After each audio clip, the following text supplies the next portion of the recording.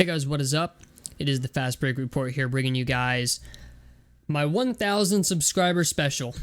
We finally hit 1,000 subscribers, and I thought that we would try to put together the most accurate top 50 NBA players ever. I understand this is kind of an impossible task, only because everybody has different opinions on certain players and what eras they played in, and really, like, some people saw certain people play and maybe I didn't, so, like, it's really subjective, but I tried to make this about as accurate as possible without having any biases or, just, like, really just using, like, I guess you could say common sense and what I know about each player and stuff like that to construct this list.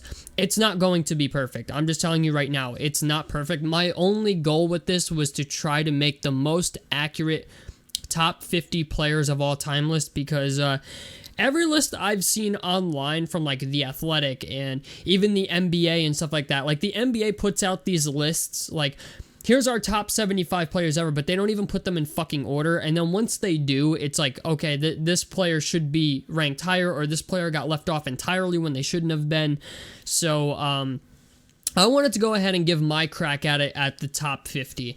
I could have did, like, top 75, but I just feel like that would just take way too long. Maybe we'll do that another time. But I wanted to give you my top 50 out of everything. Like, that's the main thing I wanted to try and accomplish with this is my top 50 players of all time. Understand, this is my opinion. I'm telling you right now, there's going to be things you disagree with right off the jump, because there's going to be people who believe Jordan should be number one, and then there's going to be people out there who believe LeBron should be number one. I will try to give my reasoning for why each player is where they are on the list every time I go down there. I have Basketball Reference pulled up, so maybe I'll show you guys the stats while I'm going through it. But yeah, my objective with this is to try and create the most accurate top 50 NBA players list ever. So, yeah, we got a tall order to fill. So, let's go ahead and get into it. So, in my top 10, number one overall, I have Michael Jordan. And there's going to be people who disagree with this. That's perfectly fine. My reason for putting Michael Jordan number one is because it's not even because of the 6 finals appearances and the 6 no forcing game 7s, 6 finals MVPs.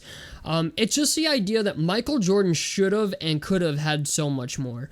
This is a guy who should have technically left with 8 league MVPs. There was, like, Michael Jordan holds, like, I think 6 of the top 10 greatest season performances ever. And, like, for example, like, one year when Karl Malone won the league MVP, he technically shouldn't have. Michael Jordan should have. Michael Jordan, had he maybe played longer, there's so many what ifs. Like, and he also holds the greatest season ever played. Like, his 1988 season is arguably the greatest basketball season ever played. So I kind of got to give it to him in that sense. Like, for what Michael Jordan did in his time in the NBA, I don't think it'll ever be replicated. I mean, if we look at Michael Jordan, no, wrong Michael Jordan. Michael. Michael Jordan, right? He only played 15 years in the league and was a 14-time All-Star, 5-time league MVP. Like, there are people who will legitimately argue with you that he should have retired with maybe 8 league MVPs. And even like for example, Karl Malone won one a year that he shouldn't have. The year Magic Johnson won, I think in 1991. I could be wrong. Michael Jordan should have won MVP that year. So, like, there's a lot of, like, holy shit moments, like, when it comes to when you really dig deep into Michael Jordan's career. Like, there's certain, like, he should arguably have 2 more MVPs at least. And if he were a 7-time league MVP, I don't even think the conversation between Michael Jordan and LeBron would be a debate. Like, I think people would automatically choose Jordan. The idea that he's been to 6 NBA championships, 6 finals MVPs, never forced a game 7. He's a fucking 10-time scoring champion. I mean, it's just the idea Michael Jordan is just, for what he did in the time that he did it, I just don't think it'll ever be replicated. So that's my reasoning for putting Michael Jordan number one. Number 2 is LeBron James. LeBron is going to pass Kareem in scoring this year. I've found, honestly, like, for a while, my cousin will even attest to this. Like, I had it in my mind I was going to put LeBron ahead of Michael Jordan once he passed Kareem in scoring this year.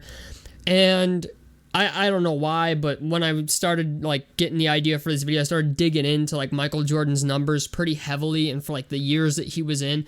And I'm like, this dude should have retired with at least 2 more league MVPs. And then, you know, he had the greatest season ever. He, season-wise, holds, like, in the top 10 for greatest seasons ever.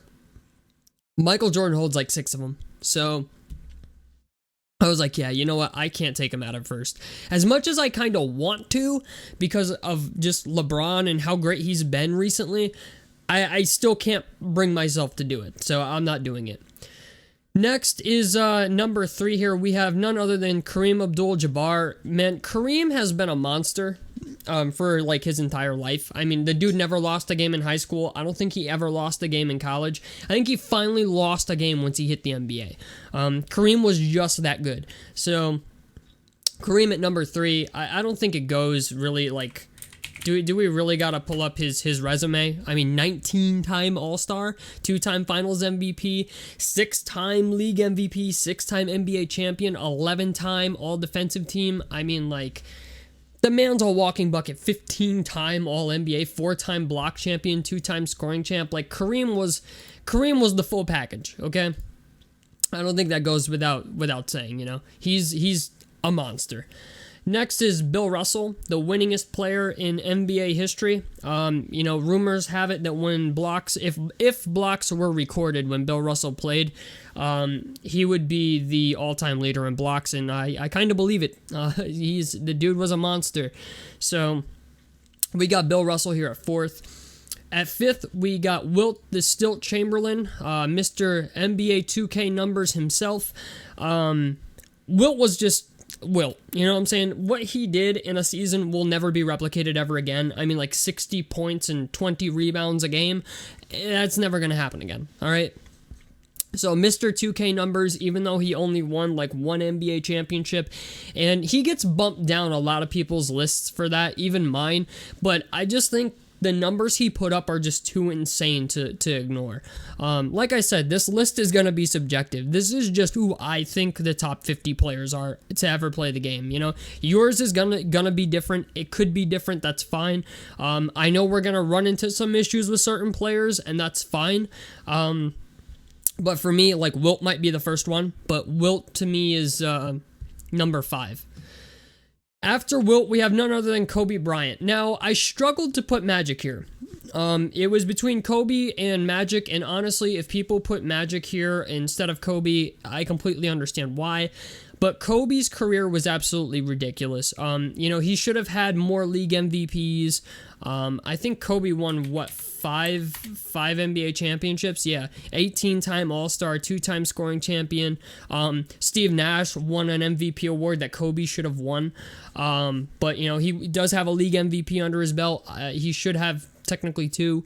15-time All-NBA. 12-time All-Defensive. So, yeah, and not to mention just the dude was an absolute monster in the clutch. And he played 20 NBA seasons, man. There's something to be said there for longevity as well. So, I got to give him that. He's got an Oscar, too. He's the only player on this list that's going to have an Oscar under their achievements. But, yeah, Kobe here, I got to put him there at 6. He's just, to me, he was that good. So, after Kobe, we have Magical Johnson. Magic Johnson, another guy who I believe is a 5-time NBA champion.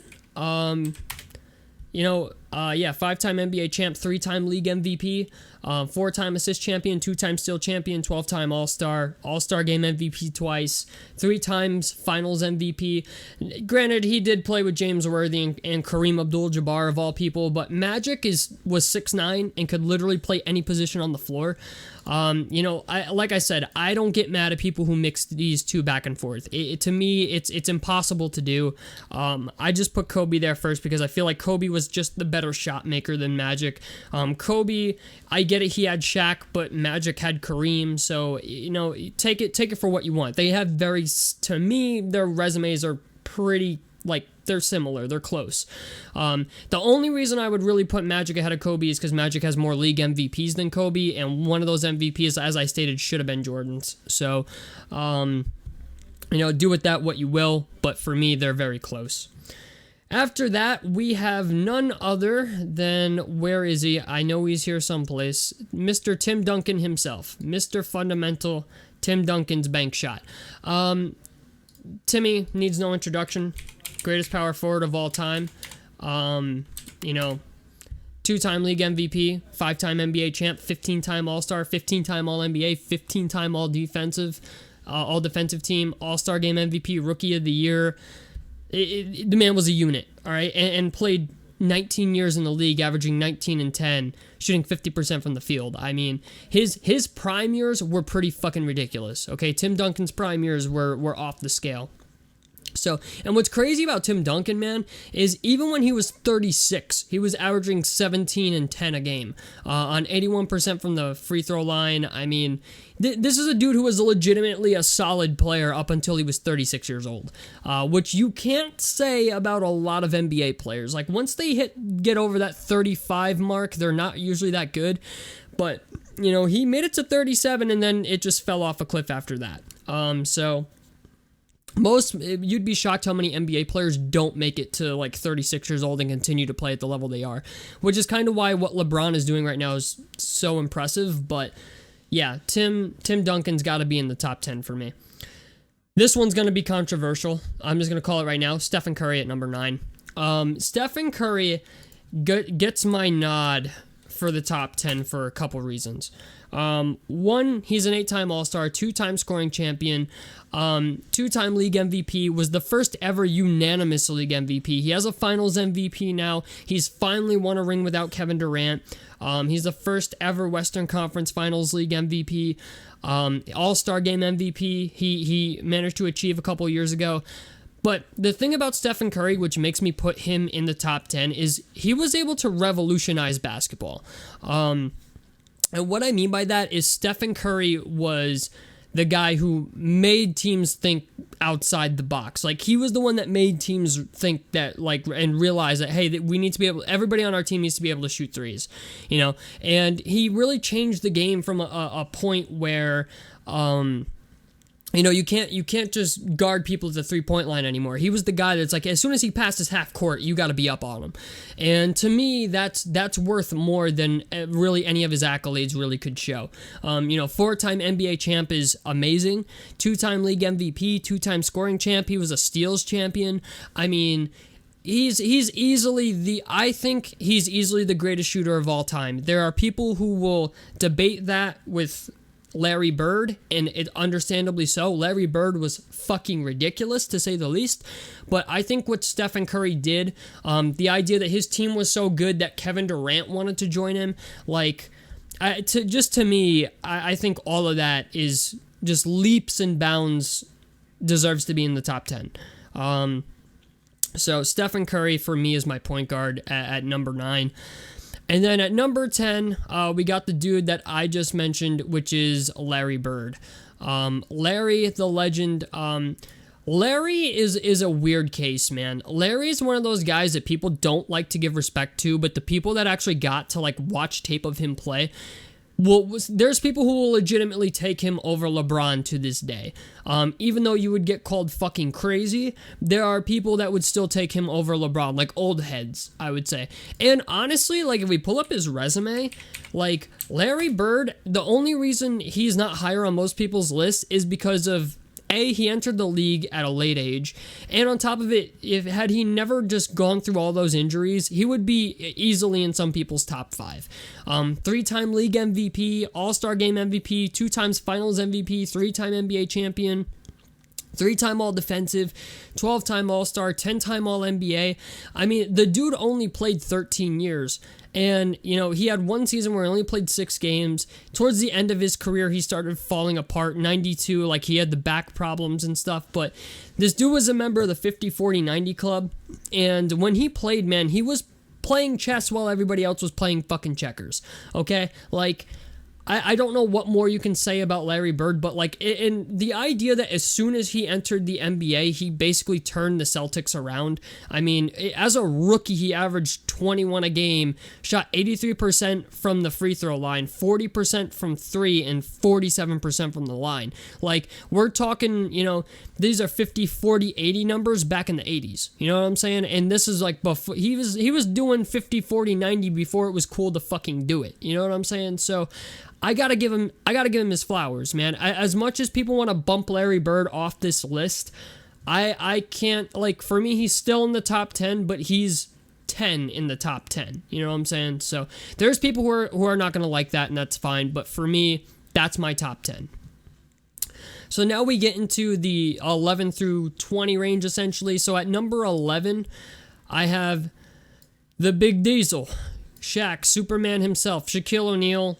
Dude was a monster. I don't think that's debatable. I mean, he was easily the most dominant player, I think, in basketball, outside of maybe Wilt Chamberlain. Like, for our era, man, we'll never see another Shaquille O'Neal. I'm just going to say that. We will never see another guy who is 7'1", 325 pounds, who plays, 19 fucking seasons?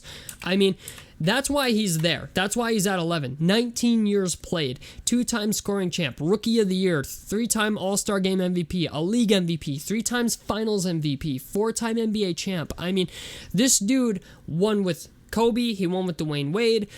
Even in Orlando. In Orlando, he was a monster. I mean, you're not going to see longevity like this very much often. Okay, like back in the day, I don't know what they were putting in the fucking food that, was so much better than what's in it now, but Shaquille O'Neal was a legitimate threat every single night.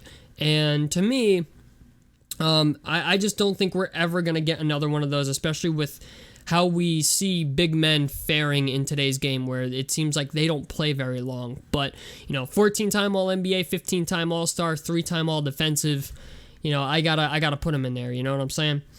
So after that, after Shaq, we have none other than Hakeem Olajuwon, and I gotta find Hakeem's picture. This one was a pain in the ass to find, I'm not gonna lie. Oh, right here, okay. So Hakeem Olajuwon.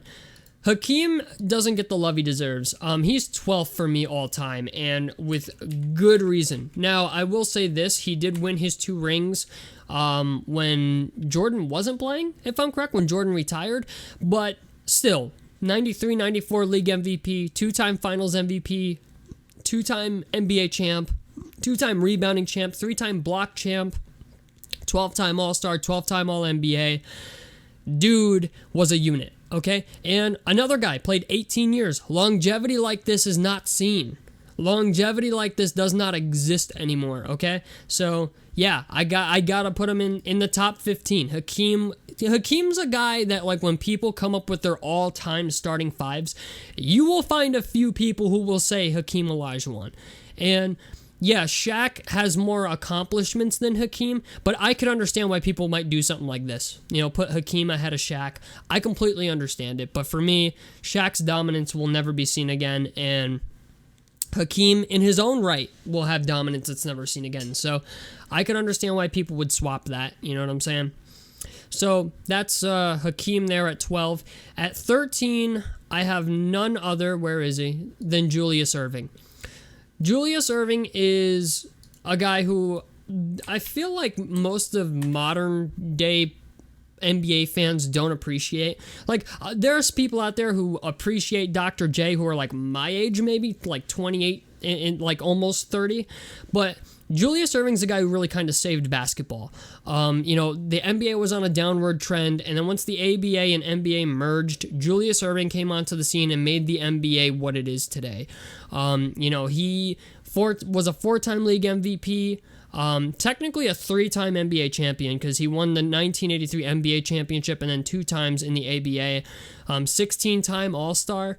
All defensive team 1 time, but 2-time All-Star Game MVP, 5-time All-ABA, 7-time All-NBA. He played on some really good Philadelphia teams. So, yeah, you know what? Julius Erving, for me, belongs there at 13. He's the guy that, really put the NBA on the map and made it exciting finally. So, that's why he's there. After that, I have, where is he? David Robinson. David Robinson, man, Another guy who just doesn't get the credit he deserves. Granted, doesn't have the longevity of some other players. He only played 14 seasons, but 10-time All-Star, 10-time All-NBA, 8-time All-Defensive, Defensive Player of the Year, MVP, scoring champ, 2-time NBA champion. He's won pretty much every award you can win. Like, the guy was, as far as accolades-wise, was like Giannis before Giannis. And what I mean by that is, like, he won, like, every fucking award you could win. Defensive Player of the Year, Rookie of the Year, MVP.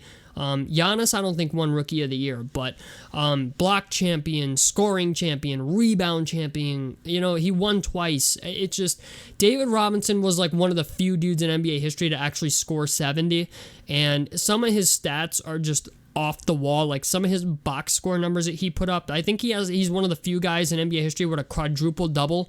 So yeah, like, David Robinson, back when centers were the shit and walked on toilet paper, David Robinson was the guy. So we have him. After David Robinson, we have Moses Malone. Moses Malone's a guy who just doesn't get his flowers, man. Like, I think he played at a time where most modern fans of the game don't understand how good Moses Malone was, but he was the finals MVP the year that the 76ers won with Julius Erving. 6-time rebound champion, 13-time All-Star, 3-time league MVP, 2-time All-Defensive, 1983 NBA champion. I mean, the dude was really, really fucking good. And what I mean by really, really fucking good, I'm talking 25 and 17 type numbers, okay? Like, that's what we were doing back here in the 80s with Moses Malone. 31 and 15. I mean, 15 and 20, 25, base 24 and a half. I mean, these are 2K numbers, okay? So Moses Malone, one of those guys that doesn't get the appreciation he deserves. He is definitely in, like, the top 15. 1, 2, 3, 4, 5. Yeah, he's like 15th in the top 15. If he's not in your top 20, you're doing something wrong. I'm just going to say that. Moses Malone was a unit. Dude was a monster, okay? After Moses Malone, this one's going to get a little controversial. Everyone's like, where's Kevin Durant? Where's Kevin Durant? We're going to put Giannis here. Giannis goes here at 16th for me because the guy is only, 28? I think he's 27 or 28. He is, 28 years old. And he's already accomplished so much. By the time his career is over, I really think Giannis will be the greatest power forward to ever play the game. 2-time league MVP already at 28 years old, 6-time All-Star, 6-time All-NBA, won an NBA championship in 2021, has a Defensive Player of the Year under his belt, Most Improved Player of the Year, All-Star Game MVP, Finals MVP, 5-time All-Defensive. Like, I don't think people realize how truly crazy Giannis's resume is. And the crazy part is he's 28. Like, he's not even in his 30s yet, and this is his accolades. I mean, we're talking about a player that, is he going to be the greatest ever? Probably not, but he's probably, I think he's got a great shot to be the greatest power forward to ever play the game. I definitely think it's en route for that. So I have to give him his flowers, man. Giannis deserves to be in this conversation. So I definitely think he belongs in the top 20 at minimal. I mean, he is that good. So we have Giannis here. Next, we have Kevin Durant. Now, Kevin Durant is controversial because we could swap him and Giannis, and you could argue that KD should be ahead of Julius Erving. My problem with Kevin Durant is just his entire career feels bitch made to me. That's my biggest problem with Kevin Durant. Don't get me wrong, Kevin Durant, 4-time scoring champion, league MVP, 2-time finals MVP, 2-time NBA champion, and a 12-time All-Star. That's great, but it's what he had to go through to win those NBA championships. I think leaving OKC to go to Golden State was maybe one of the most bitch-made moves I had seen since LeBron leaving Cleveland to go to Miami. Like, up until that point, when Kevin Durant did that, LeBron was the ass of the NBA for that. Then Kevin Durant did it, and Kevin Durant became public enemy number one. And for me, I think anytime a player goes someplace else to win a championship because they're just not capable of doing it themselves, it takes some brownie points off your all-time ranking for me, man. That's why Giannis is ahead of KD here, because Giannis is one of the most dominating forces in basketball at the moment, probably the most dominant player we've seen since Shaquille O'Neal, and he didn't have to leave to win. they built around him. They gave him some good teammates and stuff like that, and he managed to do it by himself. So for me, that's why Giannis is ahead of Kevin Durant, but I could understand why people would put KD ahead of Giannis, okay? I'm not gonna debate with anybody who puts KD ahead of Giannis. I'm just not gonna do it. But for me, Giannis gets my respect over KD for that reason. Even if KD's won 4 scoring champions, you know what, that's fine, but I care about what you win. You know what I'm saying? And 10-time All-NBA, 12-time All-Star is impressive, but by the time it's over, I still think Giannis will still have more accolades than Kevin Durant. So even with the 4 scoring champions, that's fine. I like NBA championship hardware and league MVPs more than scoring titles. So that's why Giannis is ahead of him. KD is still a great player, though. Don't get me wrong. Great player. I love watching him, but for me, no, I had to put Giannis ahead of him. After KD, we have Kevin Garnett. Kevin Garnett's a guy that I think needs no introduction. I mean, his resume is insane. 15-time All-Star, League MVP, Defensive Player of the Year, All-Star Game MVP, 2008 NBA champ, 4-time rebound champion, 12-time All-Defensive Team, 15-time All-Star. I mean, it's Kevin Garnett. You know what I'm saying? Like, his 03-04 season is, like, one of the greatest seasons ever. So I got to put him on here, man. He's got to go in the top 20 for me. Next, we have, where is he? I know he's over here somewhere. I know he's here. He's got to be. Where did Dwayne Wade go? D-Wade? Where is D-Wade? This is what I hate about all these murals. I gotta try to find Dwayne Wade. I thought he was over here. Where is D-Wade?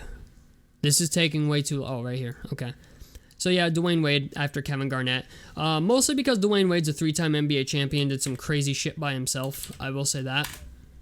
13-time All-Star, 3-time NBA champ, scoring champion, All-Star Game MVP, Finals MVP, 3-time All-Defensive Team, one of the greatest shooting guards to ever play the game. So, and Dwayne Wade's prime was pretty crazy. Like, you could argue he should have won a league MVP in 2009, along with LeBron James and somebody else, but... yeah, Dwayne Wade is one of those dudes where, like, you look at his stats, like, in 2009, dude averaged 30 points per game, shot almost 50% from the field, 76% from the free throw line with 5 rebounds and 7.5 assists, with 2 steals a game and 1.5 blocks, and still didn't win league MVP after playing 79 games and starting 79 games. So... yeah, that's how crazy the 2009 season was. But Dwayne Wade, one of those dudes, man, that I just, like, for me, he's in the top 20. After him, we have Kawhi Leonard. Kawhi Leonard's a guy that's going to draw some controversy, mostly because a lot of people think Scottie Pippen belongs here. But I think Kawhi's better than Scottie Pippen. That's just my opinion. 5-time All-Star, steals champion, actually has a Defensive Player of the Year award, 2 of them, even though Scottie Pippen is regarded as the greatest defensive player of all time, even though he doesn't even have a Defensive Player of the Year award, or one of the greatest defensive players of all time. So for me, that's why Kawhi automatically goes ahead of Scottie Pippen. Kawhi is a more efficient shooter than Scottie Pippen. He averages more points per game than Scottie Pippen. He shot better from the free throw line than Scottie Pippen. So yeah, that's why Kawhi goes there. And he won two NBA championships, one with Toronto where he was the main character, you know what I'm saying? And Scottie Pippen has not done that. He was never the main character and didn't win. He almost did in 94-95, but it's just the idea for me. When we're talking Scottie Pippen versus Kawhi Leonard, I'm taking Kawhi Leonard literally every single motherfucking time. So, yeah, Kawhi Leonard's the guy for me at 20.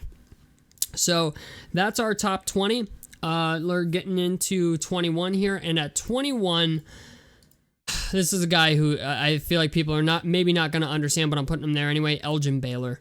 Elgin Baylor just was a fucking monster in the wrong era, man. Just dude put up 2K numbers. I mean, like, if you talk to some old heads, okay, Elgin, you talk to some old heads, dudes who are in like their 70s or 80s, Elgin Baylor is the greatest player of all time to them. And when you look at the box score, my G's, it's easy to see why.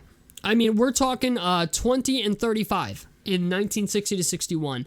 I mean, 18 and a half rebounds and almost 40 points a game.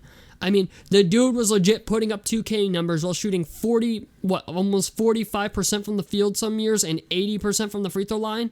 I mean, they didn't record blocks or steals back when he played, but let me just tell you something, man. If Elgin Baylor didn't have to compete with numbers, for numbers with Wilt Chamberlain back then and Bill Russell and stuff like that, and those guys, mainly Wilt Chamberlain, Elgin Baylor would be a lot higher on people's lists. Like, he would not be 21. He would be in the top 10. And the reason I say that is because where Wilt is, if Wilt never played, is right where Elgin Baylor would be. Because Wilt just put up numbers that were unfathomable, but so did Elgin Baylor. Elgin Baylor was one of those dudes that just, averaging 40 and 20 a game. Like that. These are legit video game numbers. So, Elgin Baylor unfortunately ends up at 21, but you gotta respect him for that reason. Like, even though he doesn't have a league MVP, like, he would have a league MVP, a couple scoring titles, probably a couple championships. Like, he was rookie of the year in 1958 to 59. It's just, had he not had to compete with Wilt Chamberlain for those numbers, he would be in most people's top 5. So I gotta put him there. Next, after Elgin Baylor, this is kind of a weird pick, and people are probably not going to agree with this, but I have George Mikan. George Mikan only played 7 seasons. Like, it sucks to put him here. I wanted to put him at the end, but George Mikan played in the 40s into the 50s and only played 7 seasons, but in those 7 seasons, he was a 4-time All-Star, 3-time scoring champ, 5-time NBA/BAA champ. All-Star Game MVP, never was a league MVP, but he was also 6-time All-NBA essentially. So literally every single year he was in the league except for his last one. He was a force to be reckoned with essentially. He retired at 30 and then came back at 31 and only played 37 games, and that was the end of it. So I get why he's so high on certain people's lists. It's just, for as short as his career was in the era he played in, I can't put him any higher than, 22 or in the 20s. And he's going to continue to fall down the list as time goes on. So that's why George Mikan is there. Just impressive career, just incredibly short. After that, we have Oscar Robertson. Oscar Robertson, he's here at 23 because the triple-double, like, even though when he played, he averaged a triple-double on actually pretty crazy efficiency, it's just the triple-double as time goes on is becoming less and less impressive. That still doesn't take away from what he did, but it's just as time goes on, Oscar Robertson's not in the top 20 for me anymore. He didn't even win a whole lot. Like, this is a guy who played with Kareem and only won once with Kareem as a teammate. I mean, Rookie of the Year, League MVP, 3-time All-Star Game MVP, 6-time assist champion, 12-time All-Star, but he did get to play with Kareem Abdul-Jabbar. Once he got to Milwaukee, like his second year in Milwaukee, they finally won. And even then, like, he wasn't the best player on the team. I think it was 71, 72. Yeah, 1971, so 70 to 71. He averaged 19 a game, 85% from the free throw line, 50% from the field. Still really good efficiency. 19 and 8 is very good, but Kareem was the main guy. You know what I'm saying? He was the main character, and Oscar was number 2. So I don't know, man. Part of me feels like if he didn't have Kareem as a teammate, he would have never won anything. So, and there's probably a lot of truth to that. So, Oscar Robertson, yeah, he ends up at 23. After that, we have Jerry West. Jerry West, the logo himself, another guy, 14-time All-Star, 12-time All-NBA, 5-time All-Defensive. Jerry West has a hell of a resume, just didn't win a lot. And that was with Wilt Chamberlain as a teammate. So that's why him and Oscar are kind of next to each other. They both only won one NBA championship while playing with, 2 top 10 guys to ever play the game. 2 of arguably the most dominant guys to ever play the game. So that's why they end up here in the 30s, is just because they should have won so much more and they didn't. Actually, if I'm correct, in the 70s, Jerry West even played with Elgin Baylor towards the end of his career. So I'm just kind of like, the idea that they never won any, like just kept running. I think they just kept running into the Celtics. Bill Russell and the Celtics just kept whipping that ass every year. So I don't know, man. You know what? Jerry West would be higher had he won more. Actually, really good efficiency for back then. 87% from the free throw line while shooting 46 or 47% from the field most of your life is pretty good. So, but yeah, Jerry West, great numbers, just didn't win a whole lot. He didn't even win a league MVP, but did win a finals MVP. So, I don't know. Jerry West, a weird guy to try and place. But after Jerry West, we have none other than Allen Iverson, the answer himself. I got to find him. Where is Allen Iverson? This guy should be easy to point out. Where the hell is he? I hate that there's doubles in here, too, of certain guys. That's very irritating. Oh, here we go, Allen Iverson. So, Allen Iverson needs no introduction. Allen Iverson's resume gets more and more impressive every time I look at it. The idea that he took a team to the finals by himself, 11-time All-Star, 3-time Steals champion, which is kind of jumped off the page to me, league MVP, 2-time All-Star Game MVP, 7-time All-NBA, 4-time scoring champ. Yeah, he deserves to be in the top 20, I think. Having him at 25 is fine, or in the top 30, top 25.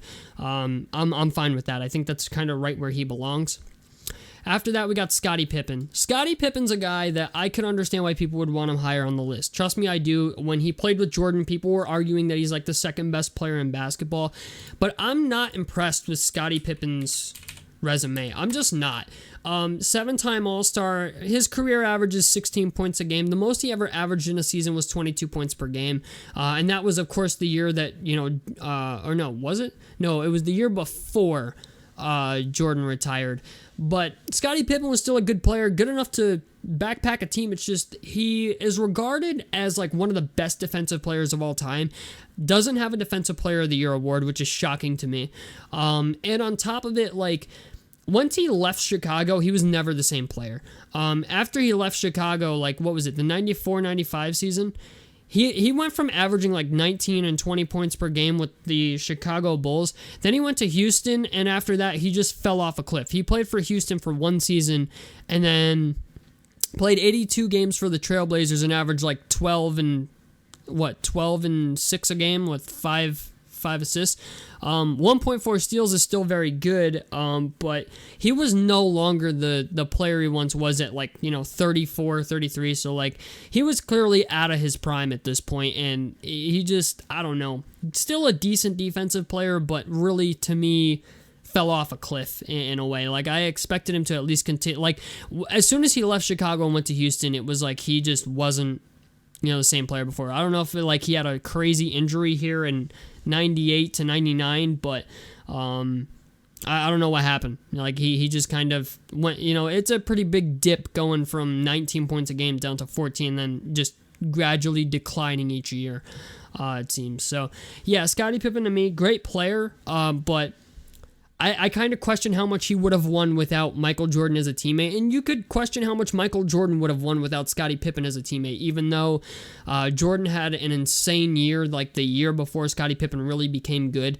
I think Jordan was winning, maybe not as many championships, but he was definitely winning a championship with or without Scottie Pippen. That much we can say about Michael Jordan. So, yeah, that's why Scottie Pippen's there. I just think he's a little overrated on some people's lists, maybe underrated on a lot of people's lists, but to me, I think he's right in the top 30.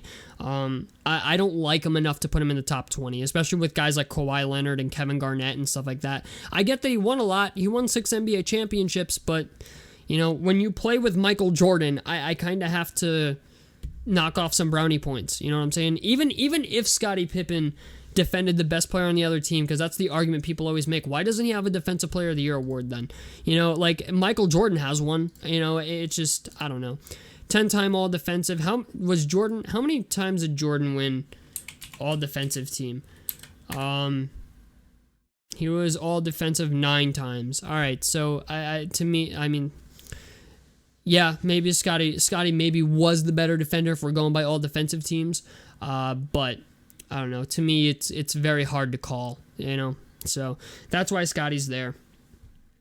We have Scotty, and then we have, after him, Isaiah Thomas. Isaiah Thomas is one of those dudes that doesn't get a lot of love, not by modern NBA standards, but he was still like the thorn in Michael Jordan's side. You know, the bad boy Pistons.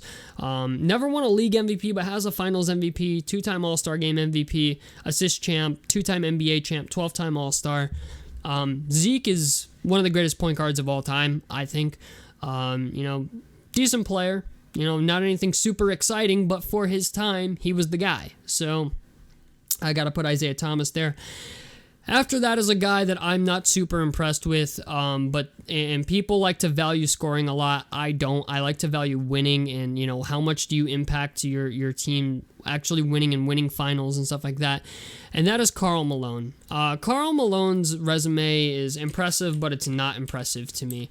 Karl Malone's one of those dudes, 14-time All-Star, 2-time League MVP, 2-time All-Star Game MVP, 14-time All-NBA, 4-time All-Defensive Team, but he doesn't have a scoring championship. He doesn't have an actual championship. Like, he didn't win a ring.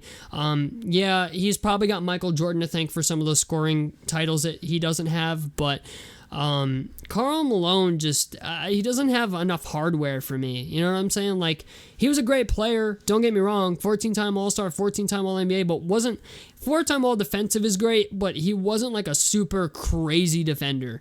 You know what I'm saying? So, you know, he put up 30 and 11, you know, really, really great player, but I got to see some hardware go with it. You know what I'm saying? That's what I'm saying. 2-time league MVP is great, but he's just got a resume that I'm not super impressed with. Like, I was expecting at least a scoring title, and he doesn't have one. So that's why Karl Malone is there. After that, we have Charles Barkley. Charles Barkley is a guy that I wish, like, Charles Barkley is a guy who should have won so much more. He played on all those Philadelphia 76ers teams with Julius Erving, Moses Malone, who else?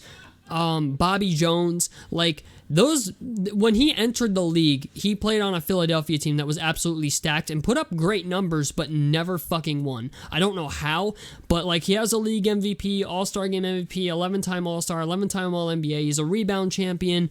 But holy hell, is it like underwhelming to look at his career and say, like, dude, he put up, you know, 23 and 15. Like, he's averaging a 20, almost a 30 point and 10 rebounds or 11 rebounds, 12 rebounds a game, and still could not win. So, you know, it's the Michael Jordan effect. I gotta be honest. Charles Barkley fell victim to the Michael Jordan thing, but yeah, Charles Barkley, impressive resume as far as numbers wise, but accolades wise, he just doesn't have it, you know, which sucks, because if he did, he'd be a lot higher on this list. So after Charles Barkley, we have Anthony Davis. Anthony Davis is going to be a little bit of a controversial one, especially with the player that comes after him, but Anthony Davis is just one of those dudes that I'm just like, his resume speaks for itself. 3-time block champion, 4-time all-defense, 2020 NBA champion, All-Star Game MVP, 8-time All-Star.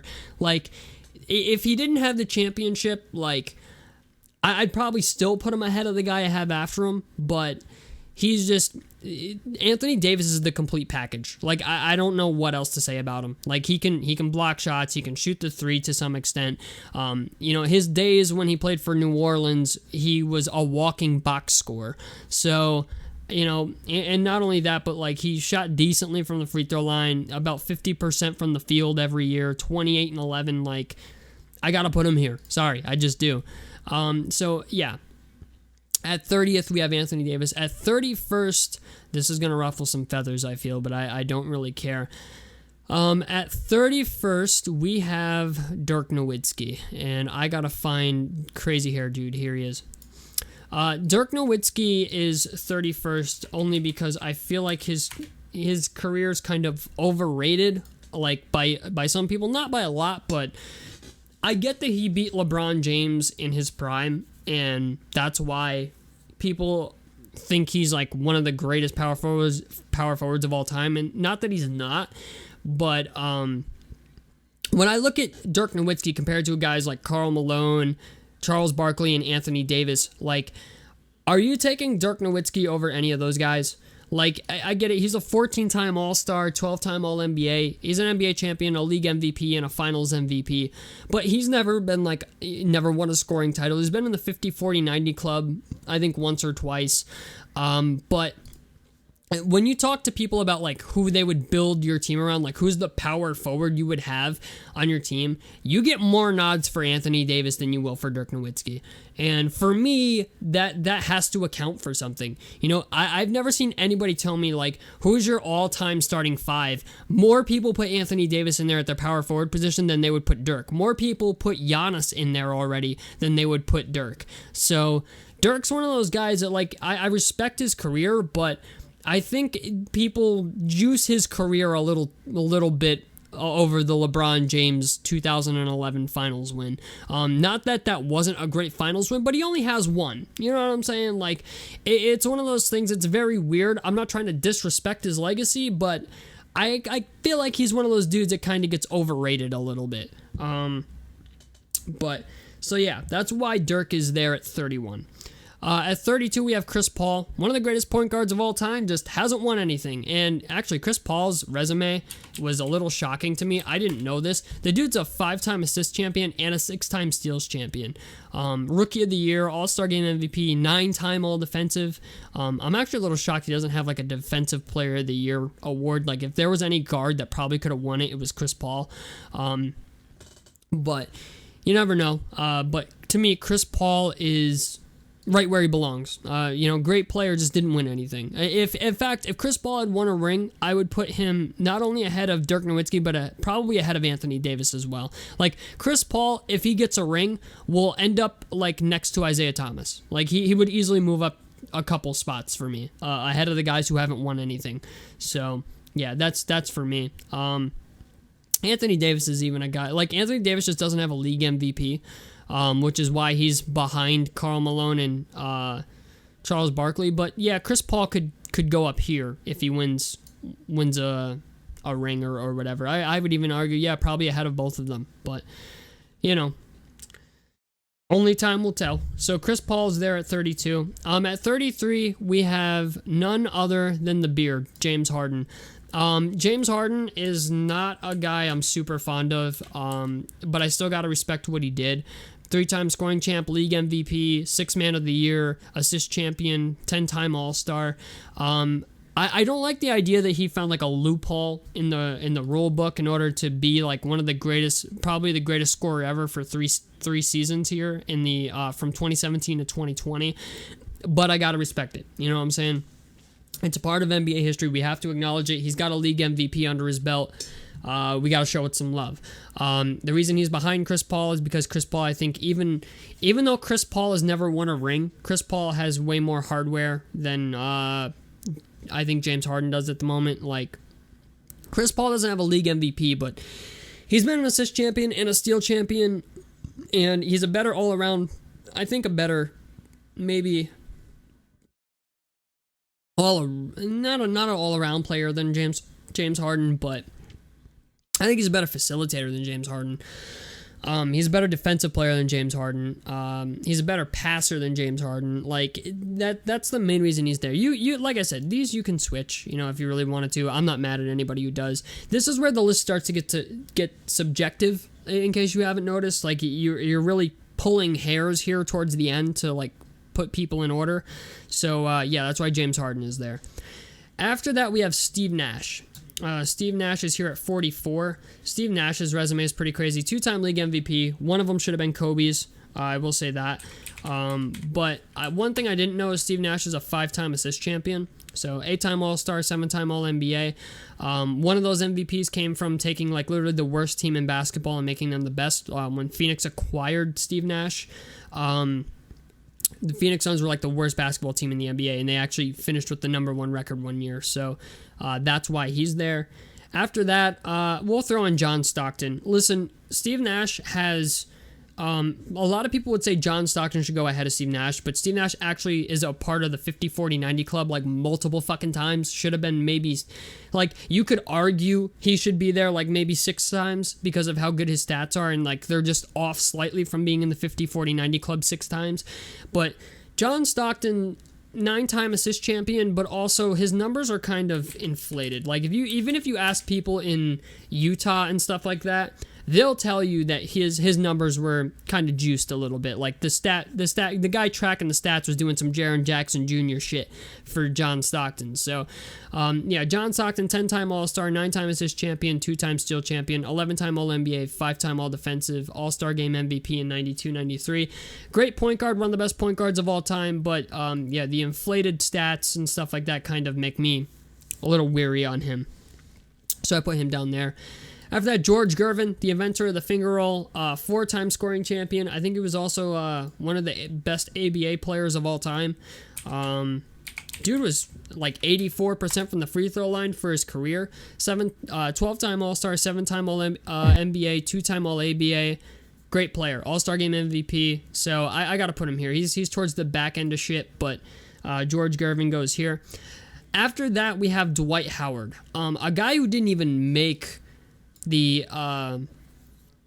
NBA top 50 list or top 75 list, which is a little shocking. You could even argue Dwight should go ahead of George Gervin.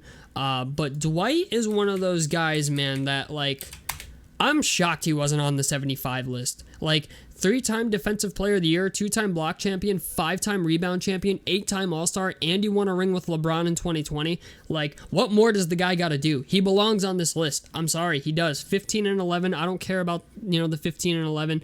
When he played for Orlando, dude was backpacking a pretty shitty team.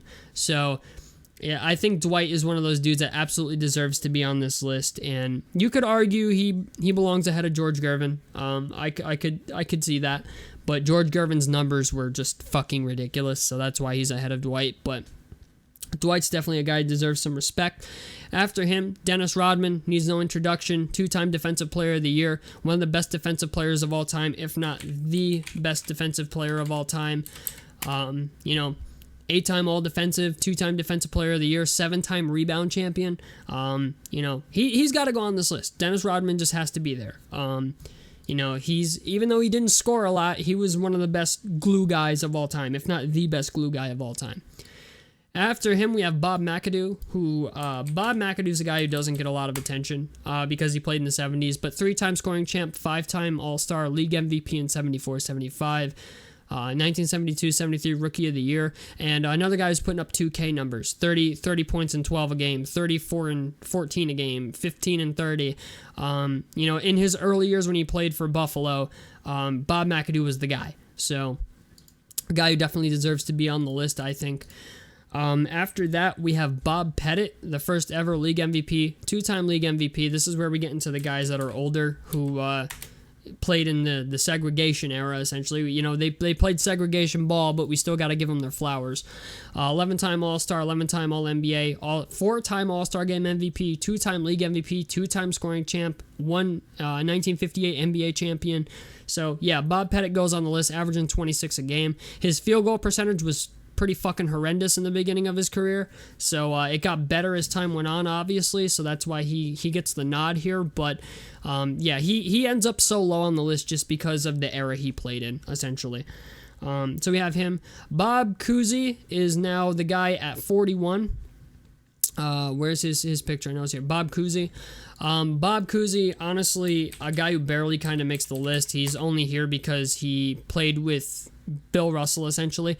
Don't get me wrong, he was the league MVP in 56 and 57, which is another major reason he makes the list, is because like in the 50s he was like arguably the best player in the league for a while in the 50s. But efficiency was definitely not his thing. 80% from the free throw line, but when you're shooting not even 40% from the field for most of your career, that'll knock you down a little bit. Especially when like league average was like 42%. So he shot like shit most of the time. 13-time All-Star, 8-time assist champion, league MVP, 2-time All-Star Game MVP. He's in the Hall of Fame, top 75 team, but mostly because he's a 6-time NBA champ because he played with Bill Russell. So we got to respect it, you know what I'm saying? Like, it's segregation ball, but we still kind of got to respect it, you know what I'm saying? After that, we have Rick Barry. Rick Barry is a guy who kind of doesn't get much respect either. Rick Barry was really good when he played. He didn't play in the 67, 68 season for legal reasons, but 35 a game and 34 a game, and averaging almost 30 a game for most of your career, in the prime days anyway, will put you there. He was averaging about 30 and 10 in some of these years, but early in, he averages about 30 and 8. So good player, just shitty era to play in. He played in the 70s, so like he was competing with other people, but he did win a league MVP, if I'm correct. 4-time All-ABA, steals champion, scoring champion, NBA champ in 1975, All-Star Game MVP, Finals MVP. So he never won a league MVP, but he has a Finals MVP and an All-Star Game MVP. So 12-time All-Star, 6-time All-NBA, 4-time All-ABA. He's a part of the ABA all-time team. So he's a guy that's got to go there. And shot like 90% from the free throw line, 89.3, like almost 90, which is insane for a guy who shot underhanded free throws. So Rick Barry's a guy who's got to go on this list. After that, we have Willis Reed. Willis Reed is probably the greatest Knick of all time. 7-time All-Star, 2-time NBA champ, 2-time Finals MVP, League MVP in 69-70, All-Star Game MVP in 69-70, Rookie of the Year, All-Defensive Team 1 time, but was really good for the time that he played in. I will say that. So Willis Reed is there after that. After that, we have Russell Westbrook. As much as I hate Russell Westbrook is got, I think, 2 scoring titles and a league MVP. For what he did, averaging a triple-double, I got to respect it as much as I don't fucking want to, but we got to put him on here because of what he did. After Russell Westbrook, we have Bill Walton. Bill Walton's a guy that doesn't get a lot of love because he was, like, literally just riddled with injuries. But Bill Walton's a guy that, had he played longer, he would be really high on some people's lists. And honestly, on some other people's lists, he's probably higher than in the top 50. He's probably in the 40s or 30s range for a lot of old heads. He was only a 2-time All-Star, 2-time All-NBA, but he only played 10 seasons. He had foot injuries like you don't even know. Like he missed 3 seasons, basically 4 seasons, all because of foot injuries. And then at 34, 35, like he was just riddled with foot injuries. But to still be like good enough to be a 6th man in the 80s was, to me, pretty impressive. He won a league MVP in 77-78, was a Finals MVP, 2-time NBA champ, 2-time All-Defensive, rebounding champion. Like, a lot of people don't realize that when Bill Walton was in his prime, he was a force to be reckoned with. Even though his stats are weak as fuck, like 13 and 10, like there was not many people that could handle Bill Walton down low in the paint. So I got to give Bill Walton his flowers. If you ever get a chance, look up some Bill Walton footage online. After that, we have Artis Gilmore. Artis Gilmore, league MVP in 71-72. Another guy that doesn't get a lot of love because he played in the 70s, but 11-time All-Star, All-Star Game MVP, Rookie of the Year, ABA champ. So he has an ABA championship, but 5-time All-Defensive Team, 5-time All-ABA. Guy, is in the early years, man, he was a force to be reckoned with. I mean, we're talking a dude who's putting up like almost a 20-20 every night. So, 18 and 18, 20 and 17, 23 and 17, 23 and 16, 24 and 15. Like, in the 70s, man, was like a pretty weak-ass era. Like, Artis Gilmore was easily the number 2. So, in the 70s, if Kareem was number 1, Artis Gilmore was number 2. So, that's why Artis Gilmore is here on this list behind Bill Walton. After that, we have Jason Kidd. Jason Kidd's a guy who doesn't get much love in the top 50, but I think he definitely belongs there. Jason Kidd, 10-time All-Star, 5-time assist champion, 6-time All-NBA, Rookie of the Year, 9-time All-Defensive. Dude could play both ends of the floor very well. So, yeah, I think Jason Kidd belongs here. His efficiency was not the greatest. 40% from the field leaves a lot to be desired, but 34% from 3 was about what you were looking for back in those days from the 3-point line. 78% from the free throw line is not horrible, not great either. I mean, when he came into the league, he couldn't shoot free throws, but as time went on, he started to practice them, it seems. So getting up to 80%, which is pretty good. But yeah, Jason Kidd's a dude I think belongs in here. After that, we have Kevin McHale. Easily the greatest 6th man of all time. The guy who could have been a starter but came off the bench for the Celtics. So I got to find Kevin McHale. Yep. Kevin McHale, 2-time 6th man of the year. Played on the Larry Bird Celtics team, 7-time All-Star, 3-time NBA champion, 2-time six-man, 6-time All-Defensive, 1-time All-ABA, or 1-time All-NBA. So yeah, Kevin McHale was a solid player in his day. Goes at the end here because he wasn't like the main character, but you know, we have him there. After that, we have Hondo, John Havlicek. John did a lot of his damage after Bill Russell retired in the 70s. Still a good player in the 60s, but after Bill Russell retired in the 70s is when he really started doing some damage, because Bill Russell retired, I think, in 68, 69, and then he went on a fucking tear for like 2 or 3 years. So, yeah, 8-time NBA champion, 13-time All-Star, 11-time All-NBA, 8-time All-Defensive, Finals MVP in 73-74. So we got to give him his flowers. That 81% from the free throw line. Not the greatest field goal percentage shooter ever. I mean, towards the end of his career, it got better, but yeah, we got to give Hondo his flowers there. And then lastly is the last guy here at number 50 is Clyde Drexler.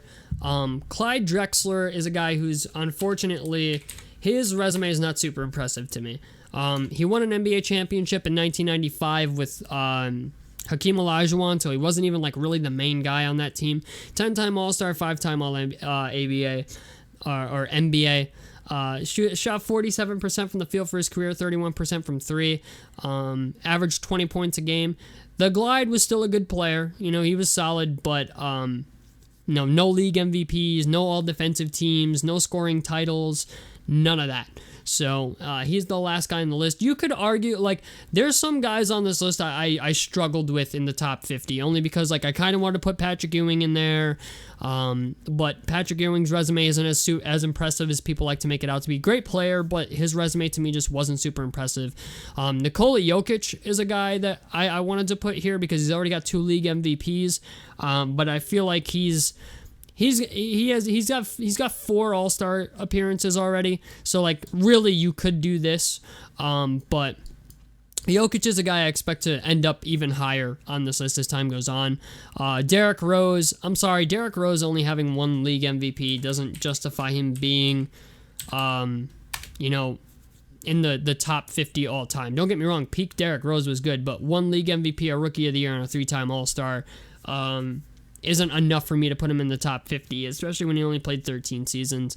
So there's a lot of guys, man. Luka Doncic is a guy I'm sure people are going to ask questions about. Luka only has all-star appearances at this point. Like Luka was a guy that I considered, but 3-time All-Star and a Rookie of the Year, 3-time All-NBA. Still good, but not enough for me to put him in there yet. So yeah, there's a lot of guys. Reggie Miller's a guy people are going to talk about. Reggie to me just doesn't have enough. I'm sorry. Great shooter. Ray Allen's not in there. Great shooter. Gary Payton's not on here. In fact, Gary Payton's probably the guy that should replace Clyde Drexler, because he actually has a Defensive Player of the Year. But like I said, this list is entirely subjective. James Worthy's a guy you could throw on here. But to me, these were the guys that I thought belonged on here. So anyway, tell me what you guys think about this down below in the comment section below. Draymond Green's another guy. Like, there's so many guys on here you could put on this list, but for me, these are my guys. So tell me what you guys think about this down below in the comment section below. A like helps me out. Subscribe if you guys want to see more. Once again, thank you for 1,000 subscribers, and I'm out of this motherfucker. Peace, guys.